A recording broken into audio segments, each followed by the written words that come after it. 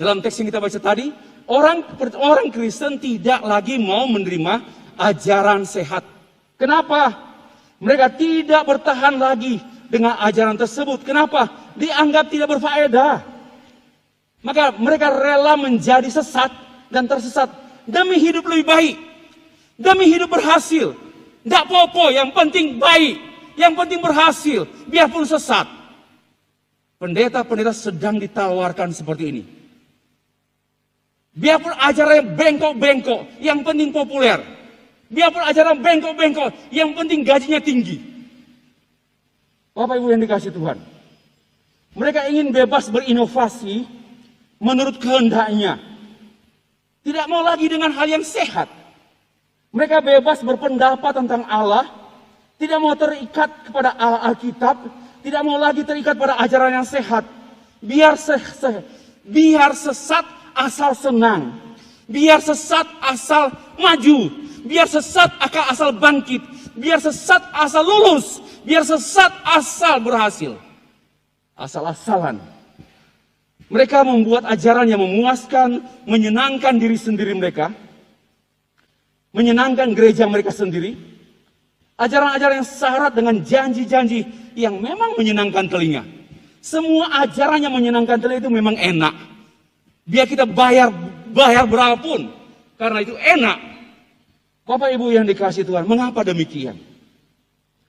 Karena mereka tahu jemaat pun tidak lagi menarik dan tertarik dengan ajaran sehat, melainkan ajaran yang menyenangkan jemaat, sekalipun tidak benar, sekalipun tidak sesuai kitab, sekalipun dongeng, ya.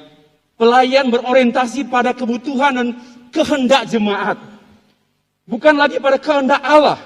Sama dengan dunia usaha sekarang. Bagaimana pendeta harus menyenangkan customer, jemaat dipuaskan, rela kehilangan Injil asal jangan kehilangan jemaat. Sama juga sekarang di dalam dunia bisnis. Rela kehilangan mitra perusahaan, asal jangan kehilangan customer.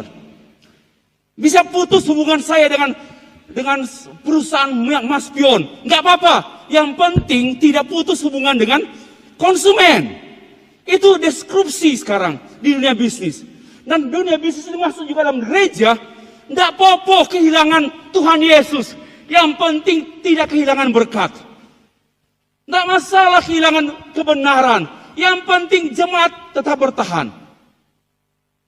Bapak Ibu, banyak pengkhotbah memanfaatkan kejenuhan rohani umat Tuhan dengan menyampaikan ajaran-ajaran yang menjanjikan, yang memang menyenangkan, sekalipun tidak benar. Para pengkhotbah yang demikian disukai oleh jemaat Tuhan yang sakit rohani. Jemaat yang sakit rohani mencari, rela bayar mahal. Para pengkhotbah yang sakit rohani juga, yaitu mereka yang berusaha untuk menyenangkan telinga audiens, telinga jemaat, yang khotbahnya menyenangkan dengan janji-janji, janji keberhasilan, kemakmuran, kesembuhan, kemenangan, kebahagiaan, kepuasan, kemewahan hidup. Ajaran-ajaran menekankan mengenai hak umat, tetapi mengabaikan kewajiban umat. Tanggung jawab umat di hadapan Allah jarang dikhotbahkan. Tapi janji Allah memberkati umat sering dikhotbahkan. Ini ketimpangan-ketimpangan yang sedang merusak gereja. Dan saudara, saya berani berkata demikian. Kekristenan di dunia sekarang ini bukan semakin maju, melainkan semakin mundur.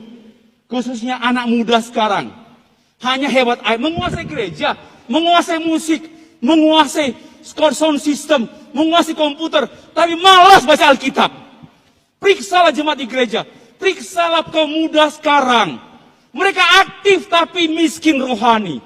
Nggak suka berdoa, nggak suka dengar khotbah, tapi cerewet, tapi menguasai IT, menguasai komputer. Kita sedang ditipu oleh iblis. Saya bilang kepada anak saya, kamu teratur baca Alkitab. Kamu begitu aktif di sekolah minggu, guru sekolah minggu. Tapi kamu tidak aktif baca Alkitab. Kamu sedang sakit.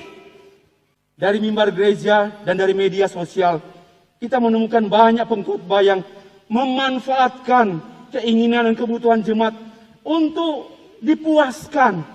seperti kanker yang sedang menjalar, merusak gereja. Pengkhotbah-khotbah yang demikian adalah orang yang paling jahat. Ya, hamba Tuhan yang mengkhotbahkan bukan maksud Tuhan, lebih jahat daripada Hitler, lebih jahat dari orang jahat di dunia. Kenapa? Karena dia berbicara atas nama Allah, tapi Allah nggak bicara. Dia bicara hatinya, maunya, tafsirannya, yang tidak sesuai karena nggak belajar juga. Bapak Ibu yang dikasihi Tuhan, bagi saya orang yang paling jahat di dunia adalah hamba Tuhan yang bengkok hidup dan pengajarannya.